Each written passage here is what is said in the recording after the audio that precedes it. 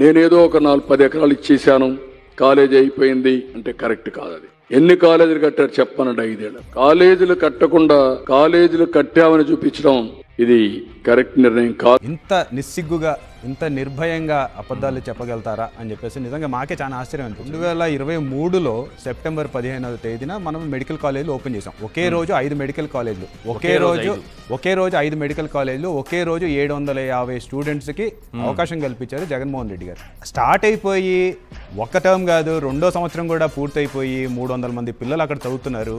అంత నిస్సిగ్గుగా అంత బహిరంగ సభలో నిల్చొని మరి అసలు కాలేజీలే స్టార్ట్ కాలేదు, అసలు బిల్డింగ్లే లేవు అంటే అసలు నాకే ఆశ్చర్యంగా అనిపిస్తుంది. అసలు ఎలా చెప్పగలుగుతారు? ఎదురుగా ప్రూఫ్స్ కనపడుతున్నాయి అంటే ప్రతిదీ వీళ్ళకి ఏమైపోయిందంటే అమరావతి లాగా గ్రాఫిక్స్ లో మనం చూపించినట్టే వాళ్ళు చూపిస్తున్నారేమో అనుకొని ఒక భ్రమలో బతుకుతున్నట్టు కనపడుతున్నారు. వాళ్ళకి వాస్తవానికి రియాలిటీకి దీనికి తెలియడం లేదు, గ్రాఫిక్స్ కి తేడా తెలియడం లేదు. సో ఇది కూడా గ్రాఫిక్స్ లో ఏమైనా జగన్మోహన్ రెడ్డి గారు చూపించారేమో అనుకొని వాళ్ళు భ్రమపడుతున్నారు.